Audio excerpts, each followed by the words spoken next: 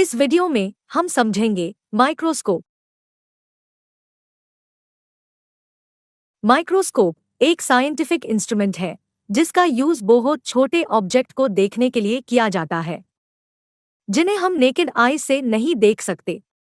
ये chemistry, medicine, material science और कई साइंटिफिक डिसिप्लिन में इंपॉर्टेंट रोल प्ले करता है। माइक्रोस्कोप को 1600 में नेदरलैंड और डेनमार्क के आईग्लास बनाने वालों ने इन्वेंट किया था। माइक्रोस्कोप डिफरेंट टाइप के होते हैं, सबके पास अपना डिजाइन और कैपेबिलिटीज होती है, लेकिन वो सभी एक फंडामेंटल प्रिंसिपल पर काम करते हैं। माइक्रोस्कोप ऑप्टिकल इंस्ट्रूमेंट है जो बहुत छोटे ऑब्जेक्ट की ऑब्जर्वेशन और स्टडी के लिए डिजाइन किए गए हैं, जैसे कि बायोलॉजिकल स्पेसिमेंट्स, माइक्रोऑर्गेनिज्म, सेल्स और स्मॉल स्ट्रक्चर की डिटेल्स के लिए। माइक्रोस्कोप दो टाइप के होते हैं, सिंपल माइक्रोस्कोप और compound microscope. Simple microscope. Simple microscope ऐसा माइक्रोस्कोप है जो मैग्निफिकेशन के लिए सिंगल लेंस का यूज करते हैं। सिंपल माइक्रोस्कोप में एक स्मॉल फोकल लेंथ वाला कॉन्वेक्स लेंस होता है। Application of simple microscope. ज्यादातर एजुकेशनल इंस्टीट्यूट जैसे कि स्कूल और कॉलेज अपने लैबोरेटरीज में माइक्रोस्कोप का यूज करते हैं। डर्मेटोलॉजिस्ट डिफरेंट स्किन डिजीज को पहचानने के लिए सिंपल माइक्रोस्कोप का यूज करते हैं। Compound microscope. कंपाउंड माइक्रोस्कोप एक ऐसा ऑप्टिकल इंस्ट्रूमेंट है जिसमें कि स्मॉल ऑब्जेक्ट को मैग्नीफाई करने के लिए मल्टीपल लेंसेज का यूज होता है। इसमें दो लेंस यूज किए जाते हैं, जिसके कारण इसे कंपाउंड माइक्रोस्कोप कहा जाता है। इसमें एक लेंस को आईपीस और दूसरे को ऑब्जेक्टिव लेंस कहा जाता है। कंपाउंड माइक्रोस्कोप को डिटेल में समझने के लिए पहले हमें इसके बेसिक कंपोनेंट्स को समझना होगा। Components of compound microscope. Objective lens. ये लेंस नोज पीस के ऊपर होता है। ऑब्जेक्टिव लेंस ऑब्जेक्ट की रियल इन्वर्टेड इमेज को बनाती है। Ocular lens. ऑक्यूलर लेंस को आईपीस भी कहा जाता है। इन लेंसेज के थ्रू छोटी इमेज को देखा जा सकता है। बेस। बेस जिसे फुट कहा जाता है, ये यू शेप्ड या हो शेप्ड के होते हैं। ये मेटालिक फ्रेमवर्क होता है जो माइक्रोस्कोप को साथ में रखता है। Screws for adjustment. ये पेयर, कोर्स और फाइन एडजस्टमेंट के लिए यूज होते हैं।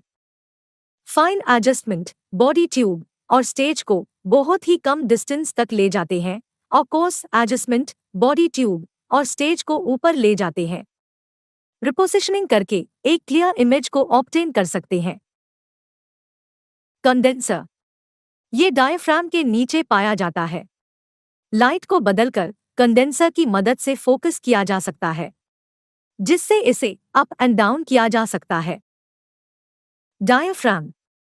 डायफ्राम ऑब्जेक्ट पर गिरने वाली लाइट की क्वांटिटी को कंट्रोल करता है। ये स्टेज के नीचे होता है। रिफ्लेक्टर। रिफ्लेक्टर एक मिरर है जो बेस के ऊपर अटैच्ड होता है।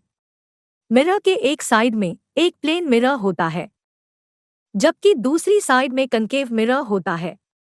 जब लाइट स्ट्रॉन्ग होती है तब प्लेन मिरर का यूज किया जाता है, और जब लाइट वीक होती है तो कनकेव मिरर का यूज किया जाता है।